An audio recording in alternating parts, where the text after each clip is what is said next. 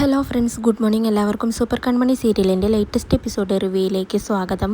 അങ്ങനെ കൃഷും സുജുവും തമ്മിൽ പരസ്പരം വഴക്കുണ്ടാക്കിക്കൊണ്ടിരിക്കുകയാണ്. ജോത്സ്യൻ പറഞ്ഞ പരിഹാരങ്ങളെല്ലാം ചെയ്യണമെന്ന് സുജു അങ്ങനെ പറയുമ്പോൾ കൃഷാണെങ്കിൽ അതൊന്നും ചെയ്യാൻ എനിക്ക് ഒട്ടും തന്നെ താല്പര്യമില്ല.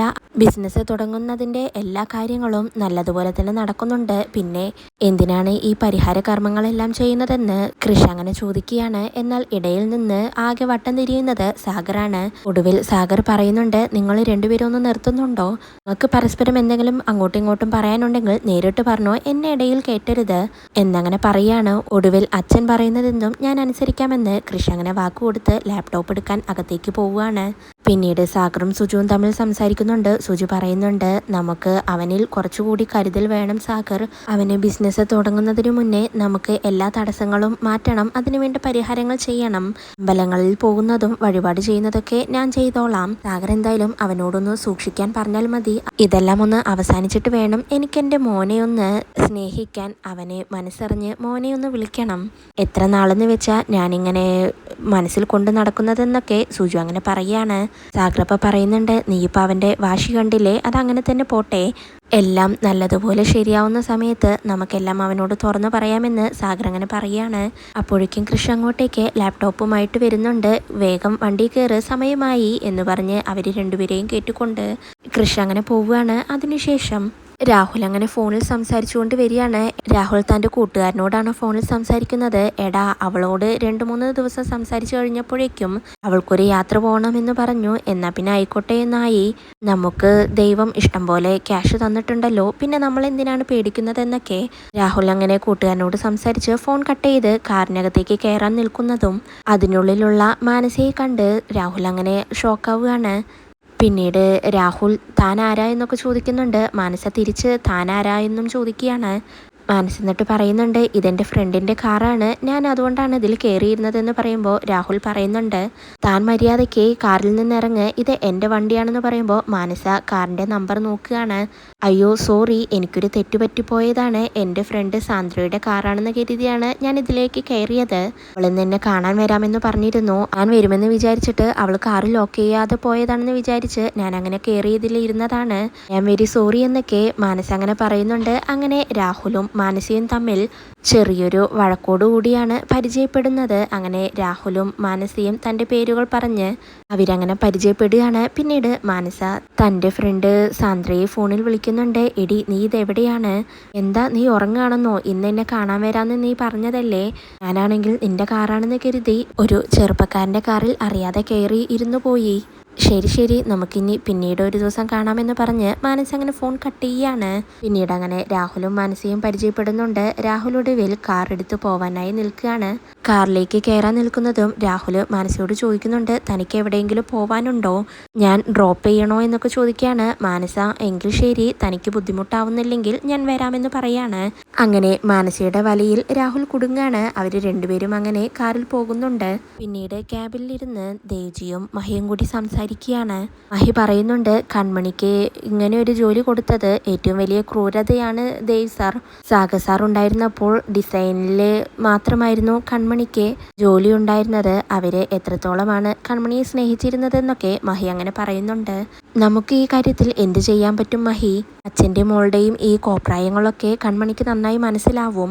എന്തായാലും കുറച്ചു കാലത്തേക്കല്ലേ, അങ്ങനെ നിൽക്കട്ടെ. അവർക്ക് ചെയ്യാൻ പറ്റുന്നതൊക്കെ അവർ ചെയ്തു തീർക്കട്ടെ എന്ന് ദേവ്ജി അങ്ങനെ മഹിയോട് പറയാണ്. കൺമണിയാണെങ്കിൽ ഓഫീസിൽ സ്റ്റാഫുകൾക്ക് ചായ കൊടുത്ത കപ്പുകളെല്ലാം കഴുകിക്കൊണ്ടിരിക്കുകയാണ്. അപ്പോഴാണ് കൺമണിയുടെ ഫോണിലേക്ക് കോള് വരുന്നത്. ഫോൺ എടുത്ത് ഹലോ എന്ന് പറയുന്നതും അമ്മായിമാരാണ് വിളിക്കുന്നത്. ശ്രീനിവാസനെ ഇങ്ങനെ ഹോസ്പിറ്റൽ അഡ്മിറ്റ് ആക്കിയിട്ടുണ്ടെന്ന വാർത്തയാണ് കൺമണി അങ്ങനെ ഷോക്കോടുകൂടി കേൾക്കുന്നത്. ശരി, ഞാൻ എന്തായാലും ഇപ്പം തന്നെ വരാമെന്ന് പറഞ്ഞ് ആകെ പേടിച്ചു വരച്ചുകൊണ്ട് കൺമണി ഫോണും കട്ട് ചെയ്തുകൊണ്ട് വേഗം തന്നെ ബാഗും എടുത്ത് ഓഫീസിൽ നിന്ന് ഇറങ്ങുകയാണ്. അങ്ങനെ ദേവ്ജിയെയും മഹിയും കാണുന്ന സമയത്ത് കൺമണി പറയുന്നുണ്ട്, ദേവ് സാർ, ഞാൻ പോവുകയാണ്, എൻ്റെ അച്ഛൻ എന്തോ വയ്യ, റോഡിൽ വീണ് കിടക്കുകയാണെന്നാണ് പറഞ്ഞത്. നാട്ടുകാരാണ് ഹോസ്പിറ്റലിൽ എത്തിച്ചത്. എനിക്കെന്തായാലും ഇപ്പോൾ പോയേ പറ്റുള്ളൂ എന്ന് കൺമണി അങ്ങനെ പറയുമ്പോൾ ദേവ്ജി പറയുന്നുണ്ട്, ജയ്മോഹൻ ക്യാബിലുണ്ട്, ഒന്ന് പറഞ്ഞിട്ട് പോയെന്ന് പറയാണ്. അപ്പോഴേക്കും ജയ്മോഹൻ ഫോണിൽ സംസാരിച്ചുകൊണ്ട് ഇങ്ങോട്ടേക്ക് വരികയാണ്. കൺമണി എന്നിട്ട് ജയ്മോഹനോട് പോയി പറയുന്നുണ്ട്, സാർ എൻ്റെ അച്ഛൻ ഹോസ്പിറ്റലിലാണ്, എനിക്ക് പോകണമെന്ന് പറയുമ്പോൾ ജയ്മോഹൻ പറയുന്നുണ്ട്, ഡ്യൂട്ടി സമയത്ത് അതൊന്നും നടക്കില്ല, കൺമണി പോവണ്ട എന്ന് പറയാണ്. കൺമണി അപ്പോൾ പറയുന്നുണ്ട്, എനിക്ക് പോയേ പറ്റൂ സാർ, ഒന്ന് മനസ്സിലാക്കുക എന്ന് പറയുമ്പോൾ ദേവ്ജി പറയുന്നുണ്ട്, കൺമണി പറയുന്നതിലും കാര്യമില്ലേ, അവൾ പൊയ്ക്കോട്ടെ എന്ന് പറയുമ്പോൾ ജയ്മോഹൻ പറയുന്നുണ്ട്, ദേവ്ജി ഇതിൽ അഭിപ്രായം പറയണ്ട എന്ന്. എന്നാൽ ജയ്മോഹൻ്റെ സംസാരം കേട്ട് ആകെ ദേഷ്യം വന്ന് കൺമണി പറയുന്നുണ്ട്, എനിക്കെന്തായാലും പോവാതിരിക്കാൻ പറ്റില്ല സാർ, ഇനിയിപ്പോൾ സാറിൻ്റെ അനുവാദമില്ലെങ്കിലും ഞാനിവിടെ നിന്നും ഇറങ്ങും. എൻ്റെ അച്ഛൻ ഹോസ്പിറ്റലിലാണ്, അവിടെ പോയി ഞാൻ എൻ്റെ അച്ഛനെ കാണുന്നത് അഹങ്കാരമാണെങ്കിൽ അങ്ങനെ തന്നെ വെച്ചോ. സാർ എന്താ കരുതിയിരിക്കുന്നത്, ഞാൻ ഒപ്പിട്ട് തന്ന ഒരു എഗ്രിമെൻ്റ് ഇവിടെ ഉണ്ടെന്ന് കരുതി നിങ്ങളുടെ അടിമയാണെന്നാണോ നിങ്ങൾ വിചാരിച്ചിരിക്കുന്നത്? ഞാൻ ഇവിടുത്തെ ഒരു തൊഴിലാളിയാണ്, എൻ്റെ ന്യായമായ അവകാശങ്ങൾ സാധിച്ചു തരാൻ ആ എഗ്രിമെൻറ്റിൽ പറയുന്നുണ്ട്. സാറിനത് അറിയില്ലെങ്കിൽ എടുത്തു വെച്ച് വായിച്ചു നോക്ക് എന്ന് കൺമണി അങ്ങനെ പറയുമ്പോൾ ജയ്മോഹൻ ഷട്ടപ്പ്, എന്നെ നീ എതിർക്കുന്നോ എന്ന് ചോദിക്കുകയാണ്. കൺമണി അപ്പോൾ പറയുന്നുണ്ട്, ഞാൻ എതിർക്കും സാർ, എൻ്റെ അച്ഛനാണ് ഹോസ്പിറ്റലിൽ കിടക്കുന്നത്, എൻ്റെ അച്ഛനൊരു വിഷമം വരുന്ന സമയത്ത് ഞാൻ എൻ്റെ അച്ഛൻ്റെ കൂടെ ഉണ്ടായിരിക്കണം. ഇനി ഇതിൻ്റെ പേരിൽ നിങ്ങൾ എന്ത് ആക്ഷൻ എടുത്താലും അതെനിക്കൊരു പ്രശ്നമല്ല. സാർ ഞാൻ ഇറങ്ങാ എന്ന് പറഞ്ഞ് കൺമണി അങ്ങനെ പോകുന്നുണ്ട്. ജയ്മോഹൻ ആ ദേഷ്യം ദേവ്ജിയോട് കാണിക്കുകയാണ്. ദേവ്ജി ഇത് അപകടമാണ്, ഇത് ഞാൻ അങ്ങനെ വിട്ടുകൊടുക്കാൻ ഉദ്ദേശിച്ചിട്ടില്ലെന്ന് പറയുമ്പോൾ മഹി പറയുന്നുണ്ട്, അതിന് കൺമണി തെറ്റൊന്നും പറഞ്ഞില്ലല്ലോ സാർ, സാറിന് അത് അനുവദിച്ചു കൊടുക്കാമായിരുന്നു എന്ന് പറയുമ്പോൾ ജയ്മോഹൻ, ഹു ആർ യു, താൻ ആരാണ് എന്നെ ക്വസ്റ്റ്യൻ ചെയ്യാൻ, തനിക്ക് പറഞ്ഞിട്ടുള്ള ജോലി മാത്രം താനിവിടെ ചെയ്താൽ മതിയെന്ന് ജയ്മോഹൻ അങ്ങനെ മഹിയുടെ വായടപ്പിച്ചു പറയുകയാണ്. പിന്നീട് ദേവ്ജിയും മഹിയും കൂടി സംസാരിക്കുന്നുണ്ട്. ദേവ്ജി പറയുന്നുണ്ട്, മഹി നീ അത് കാര്യമാക്കണ്ട, കൺമണിയോടുള്ള ദേഷ്യമാണ് ജയ്മോഹൻ നിന്നോട് കാണിച്ചതെന്ന് പറയാണ്. മഹി അപ്പോൾ പറയുന്നുണ്ട്, അതെനിക്ക് മനസ്സിലായി സാർ എന്ന്. പിന്നീട് ശ്രീനിവാസിനെ ഡോക്ടർ അങ്ങനെ ചെക്ക് ചെയ്യാണ്. ഇപ്പം തന്നെ ഈ ആൻറ്റിബയോട്ടിക് ഇയാൾക്ക് കൊടുക്കണമെന്ന് നഴ്സുമാരോട് ഡോക്ടർ അങ്ങനെ പറയുന്നുണ്ട്. ശ്രീനിവാസ് ഹോസ്പിറ്റലിലാണെന്നറിഞ്ഞ് അങ്ങോട്ടേക്ക് ധനലക്ഷ്മിയും അമ്മായിമാരും കൃഷും എല്ലാവരും എത്തിയിട്ടുണ്ട്. ധനലക്ഷ്മിയാണെങ്കിൽ ശ്രീനിവാസിനെ കുറ്റപ്പെടുത്തിക്കൊണ്ട് സംസാരിക്കുന്നുണ്ട്. ഇന്നച്ഛൻ വീട്ടിൽ നിന്ന് ഇറങ്ങിയത് തന്നെ കുഴപ്പം പിടിച്ച രീതിയിലാണ്, എങ്ങോട്ടാ എന്തിനാ എന്നൊക്കെ ചോദിച്ചപ്പോൾ പറയാൻ നല്ല മടിയായിരുന്നു, നിമിഷം തുടങ്ങിയതാണ് എനിക്ക് ടെൻഷൻ എന്നൊക്കെ ധനലക്ഷ്മി അങ്ങനെ പറയാണ്. അങ്ങനെ ധനലക്ഷ്മിയുടെ സംസാരം കേട്ട് ഇഷ്ടപ്പെടാതെ അമ്മായിമാര് ധനലക്ഷ്മിയെ നല്ല ചീത്ത പറയുന്നുണ്ട്.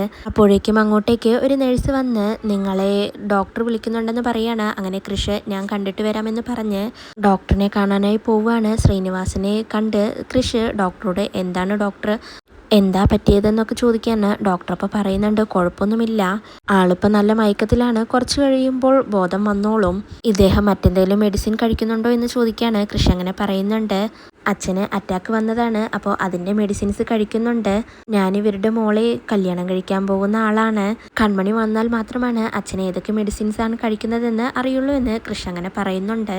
പിന്നീട് കൃഷും അമ്മായിമാരും എല്ലാവരും അങ്ങനെ പുറത്തിരിക്കുകയാണ്. അപ്പോഴാണ് കൺമണി ഓടിപ്പിടിച്ചുകൊണ്ട് അങ്ങോട്ടേക്ക് വരുന്നത്. എല്ലാവരോടും മാറി മാറി അച്ഛനെന്താ പറ്റിയതെന്ന് ചോദിച്ച് കൺമണി അങ്ങനെ കരയാണ്. അങ്ങനെ എനിക്കൊന്ന് അച്ഛനെ കാണണമെന്ന് പറഞ്ഞ് കൃഷ്ണനെയും വിളിച്ചുകൊണ്ട് കൺമണി അകത്തേക്ക് പോകുന്നുണ്ട്. അങ്ങനെ ശ്രീനിവാസനെ ആ കിടപ്പിൽ കാണുന്നതും കൺമണിക്ക് ആകെ സങ്കടമാവുകയാണ്. അച്ഛയെന്ന് വിളിച്ച് കൺമണി അങ്ങനെ പൊട്ടിക്കരയാണ്. കൃഷി എന്നിട്ട് കൺമണിയെ ആശ്വസിപ്പിക്കുന്നുണ്ട്. കൺമണിയെ കൃഷി അങ്ങനെ ചേർത്ത് പിടിക്കുകയാണ്. കൺമണി നീ ടെൻഷൻ ആവണ്ട, ഞാൻ പോലീസിൽ അറിയിച്ചിട്ടുണ്ട്, അച്ഛനൊരു കുഴപ്പവും വരില്ല എന്നൊക്കെ കൃഷി അങ്ങനെ കൺമണിയെ പറഞ്ഞ് ആശ്വസിപ്പിക്കുകയാണ്. പിന്നീട് രാഹുൽ അങ്ങനെ മാനസ പറഞ്ഞ സ്ഥലത്ത് മാനസയെ ഡ്രോപ്പ് ചെയ്യുകയാണ്. ഇവിടെ എന്താ തനിക്ക് പരിപാടി എന്ന് രാഹുൽ അങ്ങനെ ചോദിക്കുമ്പോൾ മാനസ പറയുന്നുണ്ട്, എന്നെ ഇവിടെ പിക്ക് ചെയ്യാൻ ഒരാൾ വരുമെന്ന് പറയുമ്പോൾ രാഹുൽ ചോദിക്കുന്നുണ്ട്, വല്ല ആണുങ്ങളുമാണോ എന്ന്. മാനസ അപ്പോൾ പറയുന്നുണ്ട്, എൻ്റെ ഫ്രണ്ട് വരും, എന്താ അവൾ അയച്ച മെസ്സേജ് വല്ലതും തനിക്ക് കാണണോ എന്നൊക്കെ അങ്ങനെ രാഹുലിനോട് പറയാണ്. രാഹുൽ അപ്പോൾ മാനസയോട് ചോദിക്കുന്നുണ്ട്, താൻ കമ്മിറ്റഡ് ആണോ എന്ന്. മാനസ അപ്പോൾ പറയുന്നുണ്ട്, അതെന്താ അങ്ങനെ ചോദിച്ച്, സിംഗിളായി നടക്കുന്നതല്ലേ നല്ലത്, എൻ്റെ അഭിപ്രായത്തോട് തനിക്കെങ്ങനെയാ എന്ന് മാനസ തിരിച്ചങ്ങനെ ചോദിക്കുകയാണ്. രാഹുൽ അപ്പോൾ പറയുന്നുണ്ട്, ഞാനാണെങ്കിൽ ലൈഫ് ആസ്വദിച്ച് നടക്കുന്ന കൂട്ടത്തിലാണെന്ന്. അങ്ങനെ മാനസയും രാഹുലും അങ്ങനെ സംസാരിച്ച് നിൽക്കുകയാണ്. ഇതോടെയാണ് ഇന്നത്തെ എപ്പിസോഡ് അവസാനിക്കുന്നത്.